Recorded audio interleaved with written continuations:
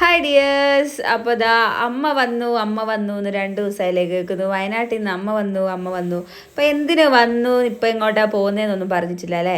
അപ്പോൾ അത് അമ്മ വന്നത് അമ്മേനക്ക് കാണിക്കാൻ വേണ്ടിയിട്ടാട്ടോ. കോഴിക്കോട് ബേബി മെമ്മോറിയൽ അമ്മേനെ കാണിക്കുന്നുണ്ട്. അപ്പോൾ അതിന് വേണ്ടിയിട്ടാട്ടോ പോകുന്നത്. അപ്പോൾ പണിക്കാർക്ക് വേണ്ടിയിട്ട് പ്രജീഷ് ചേട്ടൻ ഫുഡ് എടുത്തിട്ടുണ്ടായിരുന്നു, നമ്മൾ കടയിൽ നിന്ന് വാങ്ങിയിട്ടുണ്ടായിരുന്നു. അപ്പോൾ അതാ നമ്മുടെ അമൽ വന്നിട്ട് ചോറ് അങ്ങോട്ട് എടുക്കുക കേട്ടോ. അത് ആ കാണുന്നതാണ് പ്രജീഷ് ചേട്ടൻ്റെ സൈറ്റ്. അപ്പോൾ അത് അവനെ ഏൽപ്പിച്ചിട്ട് ഞങ്ങൾ പോവാം കേട്ടോ.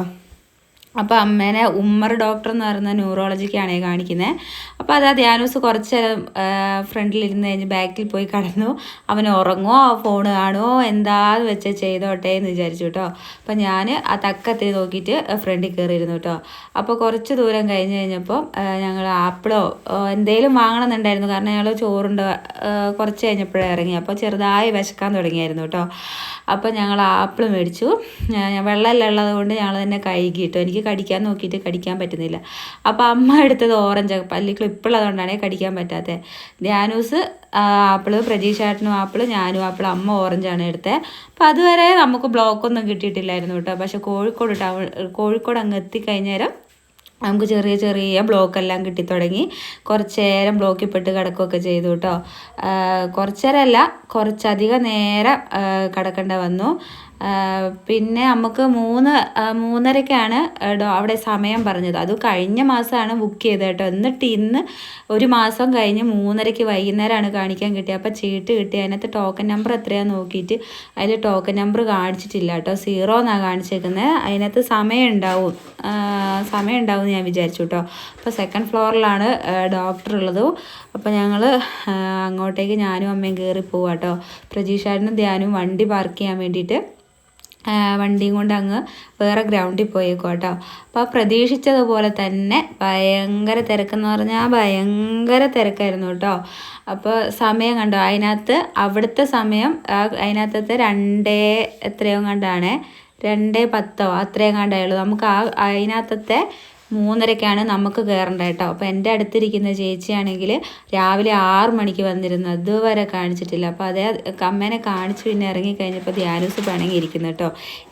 ഏതിനാതൊന്നും അറിയില്ല. അവനെ ഇങ്ങനെ പിണക്കവും കരച്ചിലും വാശിയും പിടുത്തവും അവന് പതിവാണ്. അത് കൂടെപ്പിറപ്പെന്ന് വേണേൽ പറയാം. അങ്ങനെ പിന്നെ നമ്മൾ മരുന്ന് വാങ്ങാനായിട്ട് ചെന്നു. മരുന്ന് വാങ്ങുന്നിടത്തും ഭയങ്കര തിരക്കാണ്. അവിടെയും ടോക്കൺ എല്ലാം വേണം, നമ്മൾ വെയിറ്റ് ചെയ്യണം കേട്ടോ.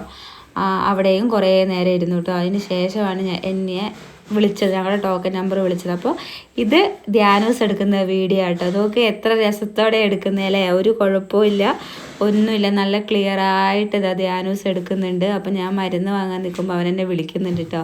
അപ്പം മരുന്ന് വാങ്ങി തന്നിട്ട് കോമളമ്മേ നോക്ക്, അമ്മേ നോക്കുമെന്ന് പറഞ്ഞിട്ട് അവനും ഇപ്പോൾ വീഡിയോ എടുക്കാനൊക്കെ പഠിച്ചു. ഞങ്ങൾ വീഡിയോ എടുക്കുന്ന കണ്ടിട്ട് ഇപ്പോൾ അവനും വീഡിയോ എടുക്കണം എന്ന്.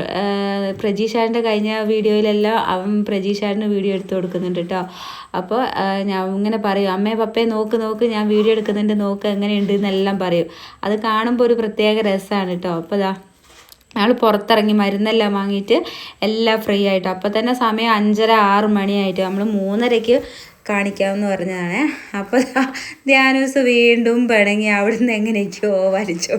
ഇവന് കാന്തം പോലെയാണ്, പിണങ്ങി കഴിഞ്ഞാൽ അവിടെ അങ്ങ് നിൽക്കും. അമ്മയെല്ലാം ചിരിക്കുന്ന കേട്ടോ. അപ്പോൾ അതാ നമ്മൾ പാലത്തിലെത്തിയിട്ട് എന്ത് രസമല്ലേ ഇങ്ങനെ. ഇത് കുറച്ചും കൂടി കഴിയണം, കുറച്ചും കൂടി ഇരുട്ടാകുമ്പോൾ നല്ല ഭംഗിയുണ്ടാവും ഇതുപോലെ ലൈറ്റ് കാണാനായിട്ട്. ഈ പാലത്തിൽ കൂടെ ഇങ്ങനെ ലൈറ്റ് കാണാനായിട്ട്. അതുപോലെ തന്നെ നമ്മുടെ റോഡ് പണി കഴിഞ്ഞ റോഡ് കാണാനായിട്ട്, കോഴിക്കോട് പോകുന്ന റോഡ് കാണാൻ നമ്മളെന്താ പകല് പോകുന്ന പോലെ തോന്നും. അത്രയ്ക്ക് വെളിച്ചമാണ്, ഫുള്ള് ലൈറ്റായിട്ട് നല്ല ഭംഗിയുണ്ട്. പക്ഷേ പണിയൊന്നും ഇവിടെ മാത്രമാണ് പണി കഴിഞ്ഞിട്ടുള്ളൂ എന്ന് തോന്നുന്നു കേട്ടോ. വേറെ എവിടെയും പണി കഴിഞ്ഞിട്ടില്ല. അതുകൊണ്ട് റോഡ് ഭയങ്കര മോശമാണ്.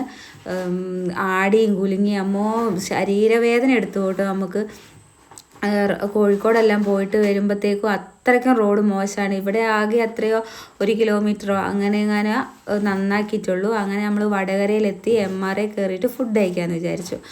MRI നല്ല മന്തിയെല്ലാം കിട്ടും കേട്ടോ. അപ്പോൾ ഞാൻ കഴിച്ചിട്ടുണ്ടായിരുന്നു. അതുകൊണ്ട് പ്രജീഷ് ചേട്ടൻ പറഞ്ഞു നമുക്ക് അവിടെ നിന്ന് കഴിക്കാമെന്ന്. അപ്പോൾ ധ്യാനൂസും മെനു നോക്കുകയാണെ, ആരെയും സമ്മതിക്കില്ല നോക്കിക്കാൻ, അവൻ നോക്കുമെന്ന് പറഞ്ഞ്.